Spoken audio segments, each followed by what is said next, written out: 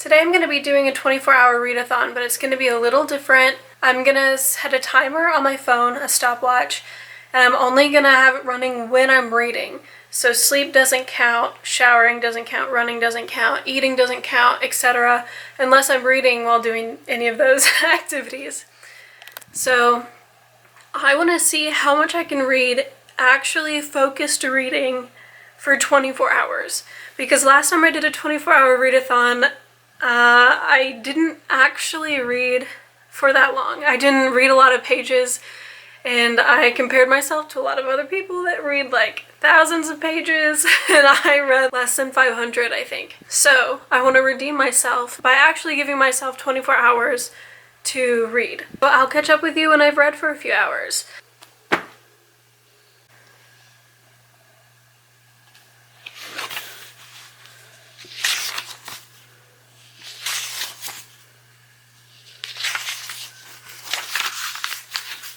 So I've read for 2 hours today. 2 hours, 8 minutes, and 7 seconds. And I'm on page 134. I really liked it. I'm not done. I am liking it. I am enjoying it. It is weird in the sense that its focus is on death. So that's kind of difficult. I forget how much I like dystopian novels until I read one. This one's a really easy read. I think it's like a high school age book. So it's going by really fast. I really would like to make it to, I think, the third part before I go to bed, which is page 175. So I might go ahead and do that, but I will be immediately getting into bed after that.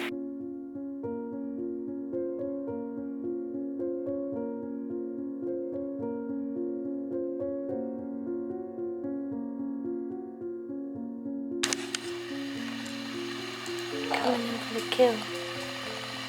It is 5:43 in the afternoon. It is the next day. I've only read for an hour and a half so far. I had an interview today that went really well, so all morning I was getting ready for that, feeling very nervous for that. But I'm just going to distract myself with this book and this ice cream. I'm on page 256, so if I can actually read for the next 4.5 to 5 hours, then I should be done with this book and can move on to another one. Because I've only read for a total of like 4 hours and 8 minutes and something like that. So I still have like a whole 20 hours to read. So that part of it all is exciting. Also, not even halfway through this book, there were 2 twists. 2. I don't know if they were twists really. One of them I would classify as a twist. The other one was just like, you know, so I'm enjoying it.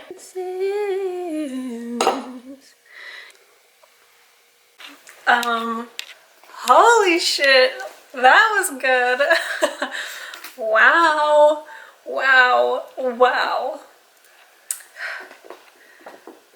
So there were some unexpected twists and turns.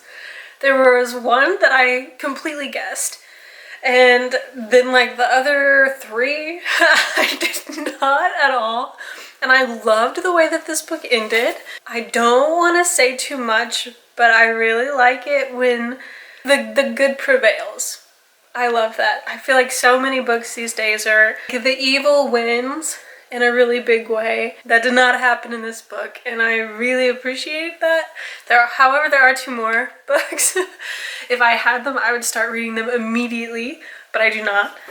So my total time for reading has been 6 hours, 50 minutes, 36 seconds, which means I have a little more than 17 more hours of reading to do. I'm realizing that my attention span is not as long as I thought it was, especially if I'm worried about things like an interview. I don't really know how to give reviews of books. I'm realizing that. I thought this was a very compelling story. Like, I was in it. I liked the characters. There were some moments in the writing where I would get kind of pulled out. Training montage things, like in movies. Like, I hate that in movies. It's important to the story, like time is passing, they're getting better at this thing, blah blah blah, but I hate it. Like, I just hate it. Like, can we just skip to when they're better? I don't know. Why do we have to have the montage? Like, we know what they're doing, why do we have to see it? But I also don't know why it irritates me so much. But it really does. Maybe because it feels like a cliche at this point. But everything else in this book I really, really liked. And I'm trying to think of like other books or movies or media of any kind that has had a premise like this, and I can't think of one, which is another reason why I think I love it so much. Excited to read the second book, and hopefully I'll love that, and I'll be excited to read the third book.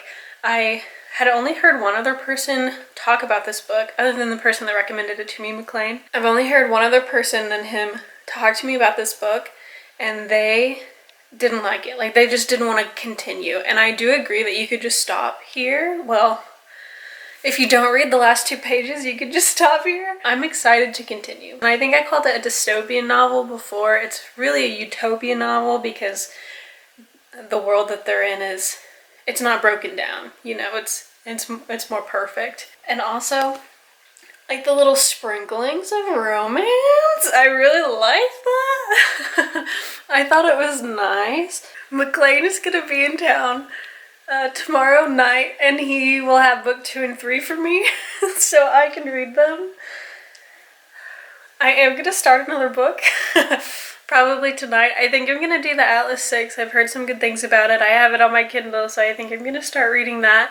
But I'm so excited to start books 2 and 3 of Scythe. Hello, hello, hello. I just finished The Secret Lives of Church Ladies, which is what I decided to read instead of the Atlas 6 last night. This was very beautiful. Not in a everything works out great and is very happy way. In a very raw way. It's a collection of short stories about Black women at different points in their lives. They're all about different people. But there are, I think, 7 generations. Oh, sorry. The 9 stories in this collection feature 4 generations of characters grappling with who they want to be in the world, caught as they are between the church's double standards and their own needs and passions. I really like reading about people dealing with religion, particularly Christianity, because that's, you know, part of how I was raised, and so I relate to the questioning and the trying to figure it out and trying to find yourself and peace in your life with that background.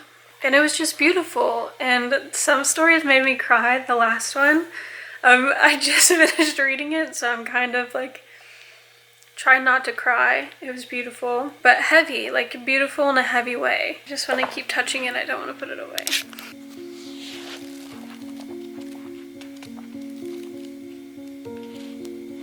My total time right now is only 10 hours and 4 minutes. So I think I'm gonna make some ramen and watch a movie. I don't know how people read this much in like one actual day. I don't want to continue, to be perfectly honest with you.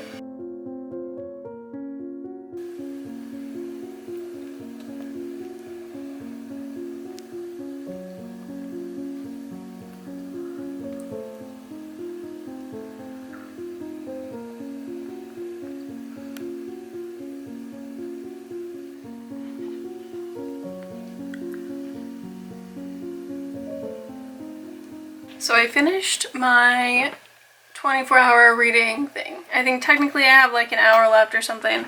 I finished this last night. I finished the challenge last night and finished this last night. I hated it. I hated it. Not because it was bad, but because the events that happened were terrible. I mean, it definitely makes you want to read the third one. Part of me, though, feels like I should have just stopped at the first and had that be my experience with this world because I liked it and it wasn't terrible.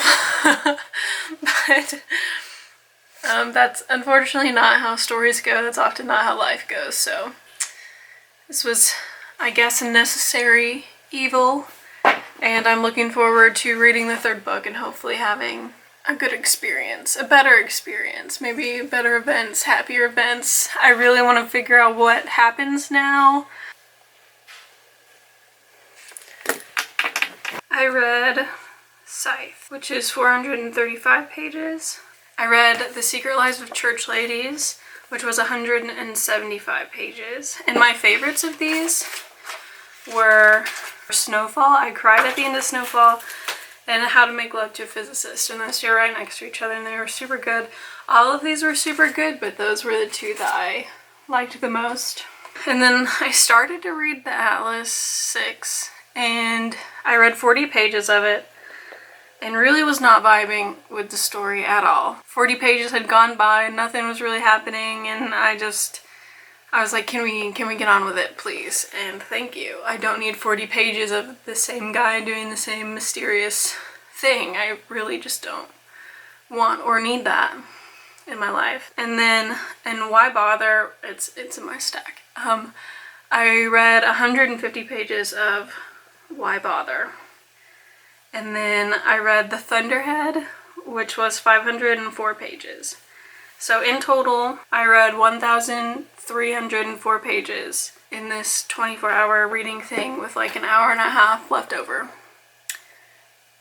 So I no longer feel like an incredibly slow reader, but that's like 54 pages an hour, which is fine with me. It was hard. It was very hard. The mental battle. I also picked a terrible week. It's the week of Christmas.